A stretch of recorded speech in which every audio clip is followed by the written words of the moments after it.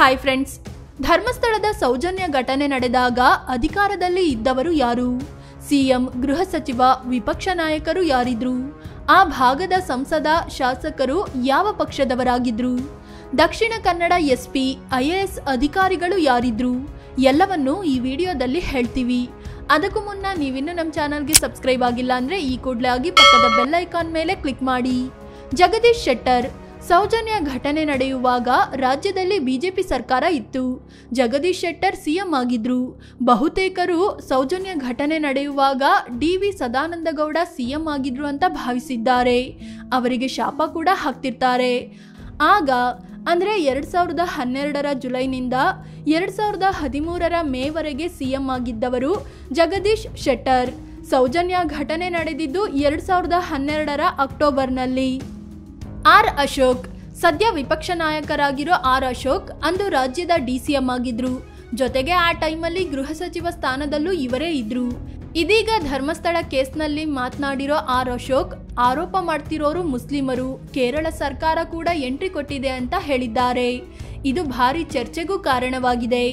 ಈಗಲೇ ಹೇಗೆ ಮಾತನಾಡುವವರು 2012ರಲ್ಲಿ ಗೃಹ ಸಚಿವರಾಗಿದ್ದಾಗ ಹೇಗೆ ಕಾರ್ಯನಿರ್ವಹಿಸಿರಬಹುದು ಅಂತ ಪ್ರಶ್ನೆಗಳು ಎದ್ದಿವೆ. ಕಲಕಪ್ಪ ಗುರುಶಾಂತಪ್ಪ ಬಂಡಿ. ಅತ್ಯಾಚಾರದಂಥ ಘಟನೆಗಳು ನಡೆದಾಗ ಮಹಿಳಾ ಮತ್ತು ಮಕ್ಕಳ ಕಲ್ಯಾಣ ಇಲಾಖೆ ಪಾತ್ರ ತುಂಬ ಮುಖ್ಯವಾಗುತ್ತೆ. ತನಿಖೆ ದಾರಿ ತಪ್ಪದಂತೆ ಎಚ್ಚರಿಕೆ ವಹಿಸಬೇಕಾಗುತ್ತೆ. ಸೌಜನ್ಯ ಘಟನೆ ನಡೆದಾಗ ಕಲಕಪ್ಪ ಗುರುಶಾಂತಪ್ಪ ಬಂಡಿ ಮಹಿಳಾ ಮತ್ತು ಮಕ್ಕಳ ಕಲ್ಯಾಣ ಇಲಾಖೆ ಸಚಿವರಾಗಿದ್ರು. ಸಿದ್ದರಾಮಯ್ಯ. ಇಂತಹದ್ದೊಂದು ಘೋರ ಘಟನೆ ನಡೆದಾಗ ರಾಜ್ಯದಲ್ಲಿ ವಿಪಕ್ಷಗಳ ಪಾತ್ರ ಕೂಡ ದೊಡ್ಡದಿರುತ್ತೆ.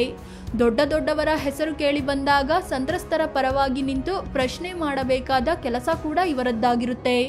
ಅಂದ ಹಾಗೆ ಆಗ ರಾಜ್ಯದಲ್ಲಿ ಸಿದ್ದರಾಮಯ್ಯ ವಿಪಕ್ಷ ನಾಯಕರಾಗಿದ್ರು.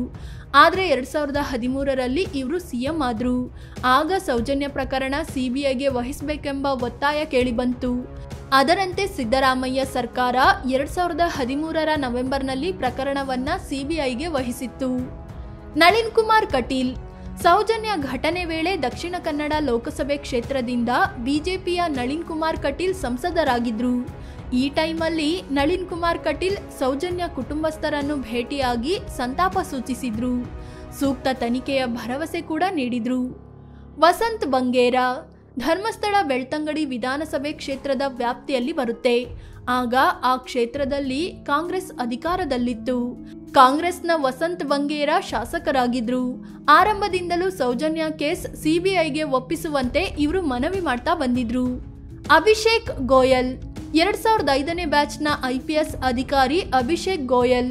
ಸೌಜನ್ಯ ಪ್ರಕರಣ ನಡೆಯುವಾಗ ಇವರು ದಕ್ಷಿಣ ಕನ್ನಡ ಜಿಲ್ಲೆಯ SP ಅಂದರೆ ಪೊಲೀಸ್ ವರಿಷ್ಠಾಧಿಕಾರಿಯಾಗಿ ಕೆಲಸ ಮಾಡ್ತಿದ್ರು. 2013ರಲ್ಲಿ ಇವರನ್ನ ಲೋಕಾಯುಕ್ತಕ್ಕೆ ವರ್ಗಾಯಿಸಲಾಯಿತು.